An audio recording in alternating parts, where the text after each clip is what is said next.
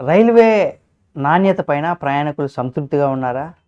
అయితే భారత రైల్వే సంస్థ ఏటా 58 కోట్ల ప్యాక్డ్ మీల్స్‌ను కూడా ప్యాసింజర్లకు అందిస్తూ ఉంది. కేవలం కేంద్రం ఇక్కడ వెల్లడించింది. ఇటీవల నాణ్యత పైన కూడా అందినటువంటి ఫిర్యాదులు ఇక్కడ 0.008% అనేసి కూడా పేర్కొంది. వీటిపైన విచారణ జరిపి గత 4 ఏళ్లలో 2.8 కోట్ల మేర జరిమానా విధించినట్టుగా కూడా తెలిపింది. నాణ్యమైనటువంటి ఆహారం అందించడానికి రైల్వే నిరంతరం కృషి చేస్తూ ఉంటుందనేసి కూడా స్పష్టం చేసింది. అయితే ఎస్ఎంలో మాత్రం ఆహారం నాణ్యత పైన కూడా తీవ్ర అభ్యంతరాలు వస్తున్నాయనే విషయం కూడా తెలిసింది.